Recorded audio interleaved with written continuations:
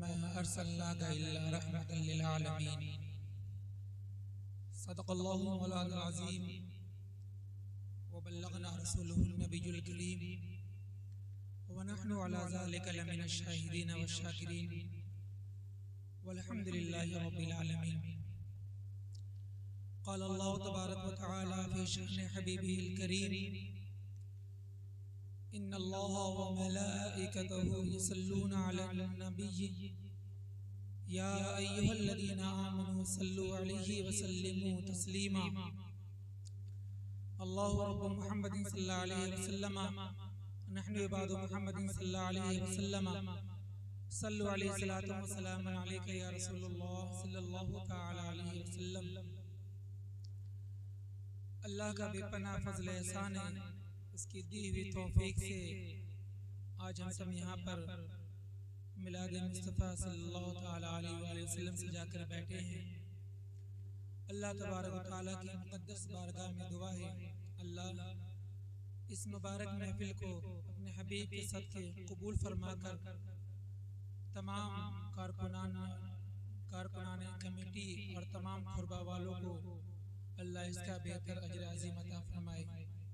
बिलख़ुसूस उन नौजवानों को जिन्होंने अपनी मेहनत से और अपनी काविशों से यहाँ सारे लोगों को इकट्ठा किया अल्लाह के रसूल का जिक्र सुनाने के लिए। मैं उन बच्चों के लिए भी दुआ करता हूँ, अल्लाह उन बच्चों की उम्र में बरकत अता फरमाए और इल्म दीन से भी करीब करे। मेरे इमाम अशाह इमाम मोहम्मद रज़ा खां फाज़िल बरेलवी अलैहि रहमतुर रिज़वान ने इरशाद फरमाया, अर्श हक है मसनद रिफ़अत रसूलुल्लाह की। अल्लाह अर्श हक है मसनद रिफ़अत रसूलुल्लाह की, देखनी है हश्र में इज्जत रसूलुल्लाह की, देखनी है हश्र में इज्जत रसूलुल्लाह की। हज़रात मोहतरम, मैं जानता हूँ खुरबा वाले बहुत अच्छे तरीके से समाप्त करते हैं। अभी कुछ दिन पहले 10 रोज़ा प्रोग्राम में उन्होंने बड़ी मोहब्बत से और प्यार से नवाजा था और हुजूर की आल हज़रत इमाम हुसैन की जिक्र को बड़ी मोहब्बत से समाप्त किया था। और मैं समझता हूँ कि आज भी आप बड़ी मोहब्बत से समाप्त करेंगे और आइंदा भी समाप्त करते रहेंगे। तो मैं कोई लंबी चौड़ी तकरीर के घर से यहाँ पर हाजिर नहीं आया और बस मुबारकबाद के लिए मैं हाजिर आया। और क्योंकि आज आवाज़ भी साथ नहीं दे रही है, जुलूस मुहम्मदी सल्लल्लाहु तआला अलैहि वसल्लम की बदौलत और प्रोग्राम भी लगातार चल रहे हैं, जिसकी बुनियाद से आवाज़ भी आज दबी हुई है। लेकिन मुबारकबाद के लिए मैं आपके सामने हाजिर आया। अभी मेरे बाद एक के बाद एक बेहतरीन खतीब भी आएंगे और शायर भी आएंगे। आज आप एक ऐसे खतीब को समाप्त करेंगे बल्कि पूरे हिंदुस्तान में जिनका चर्चा हो रहा है, हुजूर शहज़ादे निहाले मिल्लत पीर तरीक़त रहबर राय शरीयत हज़रत अल्लामा मौलाना सैयद आदिल मियां साहब क़िबला, और कुछ देर में उनकी भी तशरीफ़ आवरी होगी और उनके छोटे भाई हज़रत अल्लामा मौलाना सैयद आक़िल मियां अज़हरी साहब जो मिस्र की सरज़मीन से तालीम हासिल करके आपके इस गाँव में तशरीफ़ फरमा है, उनके भी बयान आपको सुनना है। तो मैं ज़्यादा देर के लिए यहाँ पर हाजिर नहीं हूँ, बस मुबारकबाद पेश करके मैं अपनी जगह लूँगा। बाकी काम स्टेट वाले और नकीबे हिंदुस्तान ये संभालेंगे। अल्लाह रब्बुल इज़्ज़त ने हमें और आपको वो इज़्ज़त व अज़मत बख्शी है जिसकी कोई मिसाल नहीं। इसलिए क्यों कोई मिसाल नहीं? इसलिए अल्लाह ने हमें बेमिसाल नबी अता किया है, बेमिसाल नबी अता किया है, जिस नबी की कोई मिसाल नहीं है, उस नबी की उम्मत है। हम सबसे आखिरी उम्मत हैं और इतनी बाकमाल उम्मत है, इतनी बाकमाल उम्मत है कि 12 नबियों ने अल्लाह की बारगाह में दुआ अल्लाह अल्लाह अल्लाह अल्लाह। उस नबी की मुझे देखो, कोई इंसान जब कोई बड़े पोस्ट पर जाता है तो वहां से जब छोटे पर आता है तो उसे कभी दिल का दौरा पड़ जाता है, कभी बड़ी बीमारी का वो शिकार बन जाता है कि मैं बड़े ओहदे पर था, विधायक था, सरपंच बन गया, तो उसे बहुत बड़ा झटका लगता है। लेकिन देखो, मेरे नबी की अजमत पर मैं कुर्बान, मेरे माँ बाप कुर्बान, कि जो बड़े अजमत पर फायज हैं, वो अल्लाह की बारगाह में दुआ कर रहे, मौला हमें नबी की मकाम से हटा कर उस नबी की उम्मत में मुझे शुमार कर दे। ये नबी की यानी हम जिस नबी की उम्मत में पैदा हुए हैं उस नबी का मकाम ये है। तो जाहिर सी बात है हमारा नबी बेमिसाल है, तो हमें भी बेमिसाल होना चाहिए ना, होना चाहिए कि नहीं। हुजूर सरवरे दो आलम सल्लल्लाहु ताला अलैहि वसल्लम मस्जिद नबवी में तशरीफ फरमा थे। अचानक उनके कान में किसी बच्चे की रोने की आवाज आई। हुजूर सरवरे दो आलम सल्लल्लाहु ताला अलैहि वसल्लम, वो बच्चे की रोने की आवाज किसी मोमिन के घर से नहीं बल्कि एक यहूदी के घर से आवाज आ रही थी, एक यहूदी के घर से आवाज आ रही थी। हुजूर सरवरे दो आलम सल्लल्लाहु ताला अलैहि वसल्लम वहां से तशरीफ लेकर उस यहूदी के घर पहुंचे, दरवाजे पर दस्तक दी। मेरे हुजूर ने इरशाद फरमाया, अंदर मेरा बच्चा क्यों रो रहा है? यहूदी के बच्चे को मेरे हुजूर ने क्या कहा कि मेरा बच्चा क्यों रो रहा है, मेरा बच्चा क्यों रो रहा है? अंदर से उस यहूदी औरत आवाज देती है कि आपको क्या मतलब है, आप जाएं अपना काम करें, मेरा बच्चा रो रहा है, ये मेरा मसला है, आप जाएं अपना काम करें। मेरे हुजूर ने कहा कि बच्चा किसी का भी हो, बच्चा किसी का भी हो, अगर रोए तो तकलीफ मुस्तफा को होती है, तकलीफ हुजूर को होती है। हुजूर ने कहा ये तो बच्चा बहुत दूर की बात, अगर दरिया के किनारे कोई एक बकरी का बच्चा भी रोए तो मुझे तकलीफ होती है। बकरी के बच्चे की दूर की बात, अगर कोई लकड़ी भी रोए तो हुजूर को तकलीफ होती है, हुजूर को तकलीफ होती है। हुजूर को ये कैसे गवारा होगा? उस यहूदी औरत ने फिर हुजूर को बुलाया, उसे अंदर लेकर तशरीफ ले गए और सारा मामला पूछा। उस औरत ने बताया। फिर हुजूर सरवरे दो आलम सल्लल्लाहु ताला अलैहि वसल्लम अपने घर तशरीफ लाए और हुजूर के घर में सिर्फ और सिर्फ एक ही दिया थी। हुजूर ने उस दिया को उठाया और यहूदी के घर में ले गए और उस यहूदी के घर को रोशन कर दिया। जब रोशन करके हुजूर वापस चलने लगे तो यहूदी की औरत ने कहा कि मेरे घर को तो रोशन कर दिया है, इसी दिल को रोशन कौन करेगा? इसी दिल को रोशन कौन करेगा? इसी को मेरे इमाम ने फरमाया कि चमक तुझसे पाते हैं सब पाने वाले, मेरा दिल भी चमका दे चमकाने वाले, चमकाने वाले। मेरे भाई, ये हुजूर की महफिल है, ये हुजूर का मिलाद है। देखो आज लोग मुझे ताना करते हैं, मुझ पर बातें करते हैं और मैं हुजूर की पैदाइश से पहले की बात करूं, हुजूर की पैदाइश से पहले मैं इनकी उनकी बात नहीं करता बल्कि हुजूर की अम्मी जान की बात करता हूँ। जब हुजूर अपनी वालिदा के शिकम में थे तो एक मर्तबा मक्के के लोग हुजूर के दादा यानी बाबा हजरत अब्दुल मुत्तलिब के पास पहुंचे और आकर कहने लगे, आपकी बहू हजरत आमिना आपके बेटे का शौक मनाना छोड़ दिया है। हजरत अब्दुल मुत्तलिब ने कहा ऐसा नहीं हो सकता। कहा ऐसा ही है। कहा कैसे मानूं? कहा कि मक्के की औरतें शिकायत कर रही हैं, आमिना तो ऐसी खुशबू लगाकर निकलती हैं, जिस गली से निकल जाती हैं वो गली खुशगवार हो जाया करती है, खुशबूदार हो जाया करती है। क्यों? कि जब किसी का शौहर जब इंतकाल करता है तो उस वक्त मक्के का दौर था और ये माहौल था, जब किसी का शौहर इंतकाल कर जाता है तो मक्के की औरतें साल भर शौक मनाती। शौक का मतलब क्या होता? औरतें मेकअप नहीं करती, खुशबू नहीं लगाती और अपने आप को जीनत खूबसूरत नहीं बनाती, मेकअप नहीं करती, वो साल भर शौक मनाती। लेकिन आमिना का मामला तो कुछ और है। वो जिस गली से गुजर जाती वो गली भी खुशबूदार हो जाया करती है, वो गली खुशबूदार हो जाया करती है। आमिना ने तुम्हारे बेटे अब्दुल्ला का शौक मनाना छोड़ दिया है। मैं तकरीर नहीं कर रहा, बस मुबारकबाद अल्लाह अल्लाह बहुत अच्छा ले लूंगा क्योंकि आवाज आज साथ नहीं दे रही है। अभी आपको नाया खतीब भी समाप्त कर सुनना है, खिताबत सुनना है आपको। तो मैं अर्ज कर रहा था कि हज़रत अब्दुल्ला ने से लोगों ने शिकायत की, मदीने मक्के वालों ने शिकायत की, मक्के की औरतों ने भी शिकायत की। मैं ये हुजूर की जिंदगी यानी हुजूर दुनिया में तशरीफ नहीं लाए थे तब की बात कर रहा हूँ। आज हम सलात व सलाम पढ़ते हैं, लोग मुझ पर उंगली उठाते हैं कि बरेली वालों ने सिखाया होगा, लेकिन देखो हुजूर दुनिया में आए नहीं थे। हुजूर के आने से पहले हुजूर पर पत्थर और कंकड़ दरूद व सलाम पढ़ रहे थे।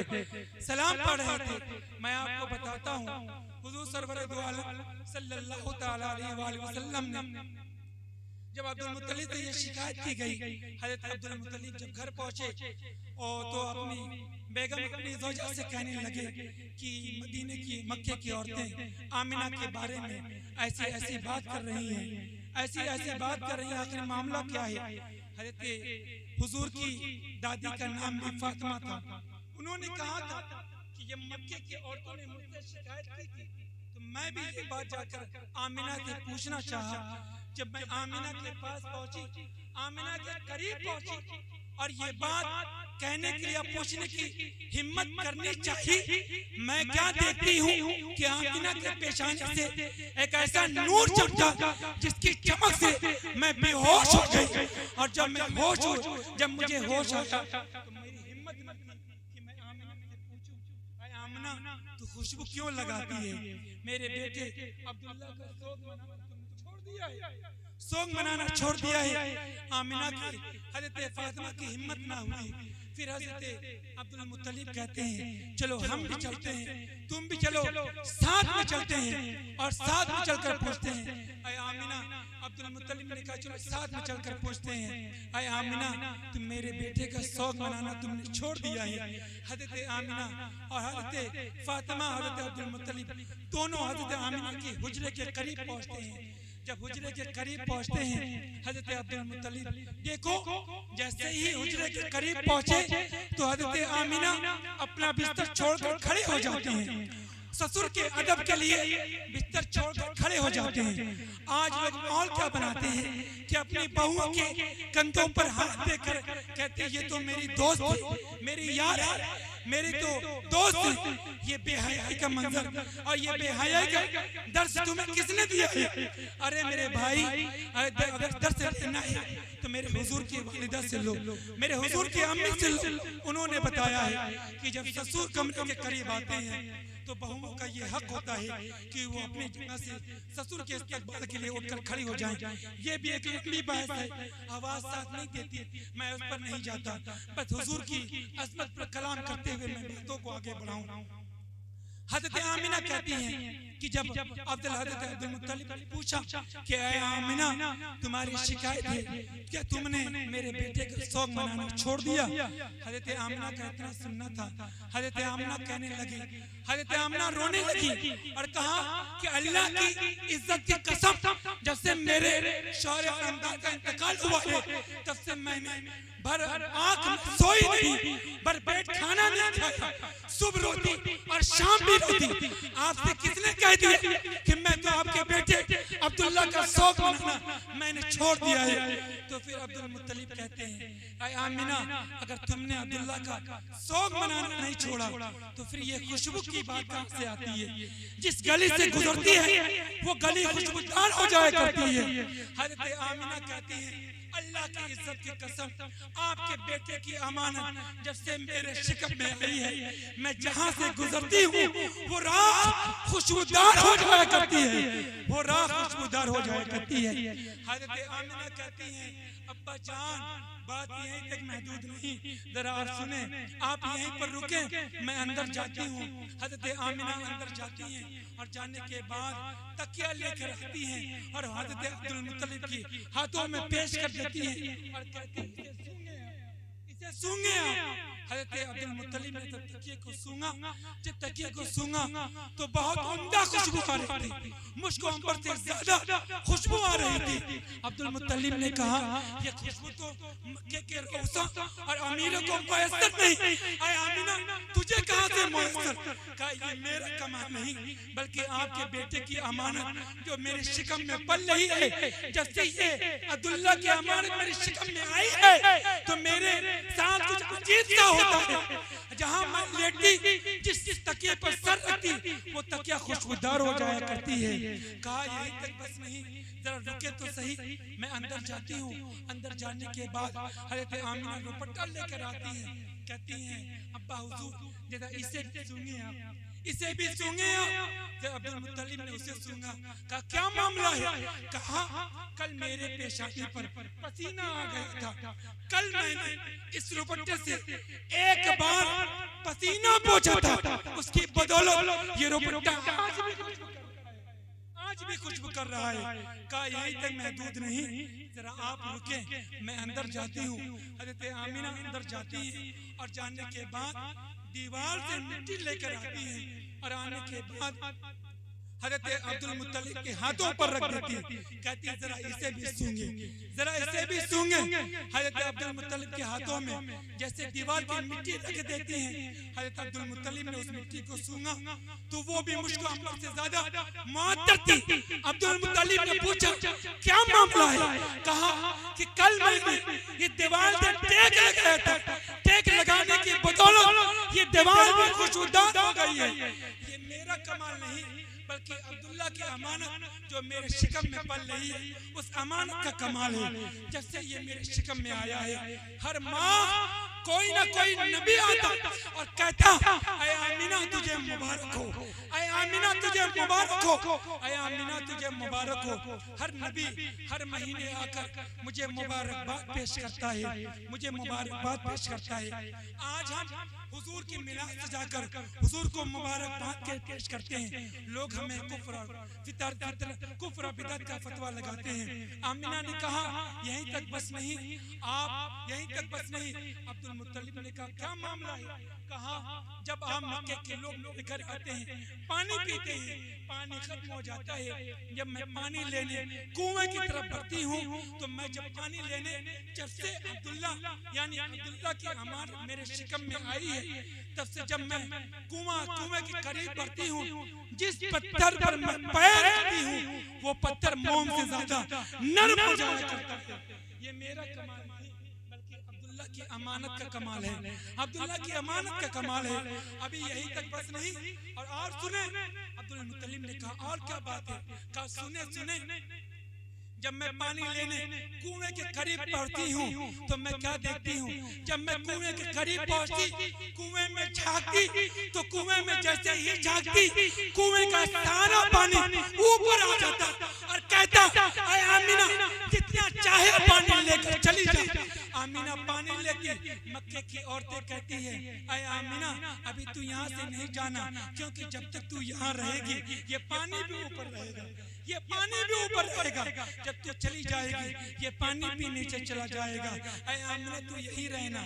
यानी आमिना कहती हैं कि जब तक मैं रहती वो कुएं का पानी ऊपर रहता, मक्के की औरतें पानी लेती और लेकर चली जाती, क्योंकि कुएं से पानी निकालने के लिए डोर की जरूरत पड़ती है।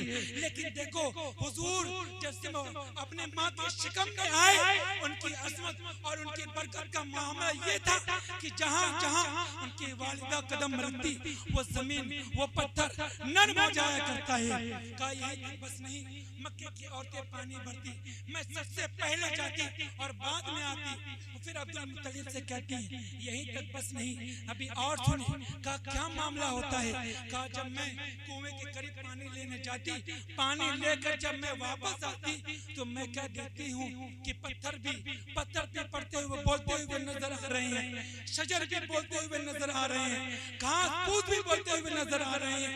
अब्दुल मुत्तलिब ने पूछा ऐ आमिना जरा ये तो बता कि जब पत्थर बोलते हैं, पेड़ और पौधे बोलते हैं, दरख्त की पत्तियां बोलती हैं, जमीन के घास बोलते हैं, ऐ आमिना क्या तू उसे ऐ आमिना, क्या तू उसे समात करती है? आमिना ने कहा हाँ हाँ मैं इसे समात करती हूँ। अब्दुल मुत्तलिब ने पूछा, ऐ आमिना जरा बता तो सही, जरा बता तो सही कि वो पत्थर क्या बोलते हैं, जरा बता तो सही वो पेड़ की पत्तियां क्या बोलती हैं, जरा बता तो सही जमीन की किंकरें क्या बोलती हैं, जरा बता तो सही जमीन की घास क्या बोलती हैं। आमिना कहती हैं जब मैं पानी लेकर वापस आती तो जमीन के पत्थर बोलते अस्सलातु वस्सलामु अलैका या रसूल अल्लाह, अस्सलातु वस्सलामु अलैका या रसूल अल्लाह। अब्दुल मुत्तलिब पूछते हैं, आए आमिना जब पत्थर नबी पर सलातो सलाम पढ़ते हैं क्या तुम सुनती हो? कहा हाँ हाँ मैं समात करती हूँ। पत्थर भी पढ़ते हैं और दरख्त के पत्ते, जमीन की घास, तमाम शजर हजर हुजूर पर पढ़ते हैं अस्सलातु वस्सलामु अलैका या रसूल अल्लाह, अस्सलातु वस्सलामु अलैका या हबीब अल्लाह। ये मेरे हुजूर की अज़मत है मेरे भाई, ये मेरे हुजूर की अज़मत है। बात बहुत लंबी है, बात बहुत लंबी है, बयान किया जाए तो हुजूर की बात भी रात खत्म हो जाएगी, आवाज भी साथ नहीं है। कई रात का पूरा जमाना, पूरी कयामत आ जाए, लेकिन हुजूर की शान, हुजूर की अज़मत, हुजूर की मकबूलियत की बात खत्म नहीं हो सकती।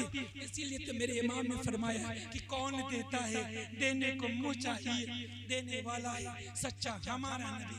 मेरे भाई ये थोड़ी सी बात थी मैंने पेश कर दी। इंशाअल्लाह मैं आपकी समात बहुत अच्छी आप समात करते हैं, क्योंकि मेरी आवाज साथ नहीं दे रही कि बयान आगे बयान किया जाए। क्योंकि आज जो मैं टाइम यहाँ ली वह किसी और को दूं। अभी दो अजीम शख्सियत आपके सामने रूबरू होने वाले हैं, उन्हें भी समात करना है। इंशाअल्लाह कभी और मौका मिला तो बयान किया जाएगा। अल्लाह से दुआ है कि मौला हमें बोलने से ज्यादा अमल करने की तौफीक अता फरमाए। आमीन व आखिर दवाना अल्हम्दुलिल्लाहि रब्बिल आलमीन। अस्तगफिरुल्लाह रब्बी मिन कुल्ली ज़ंबि व अतूबु इलैहि। ला इलाहा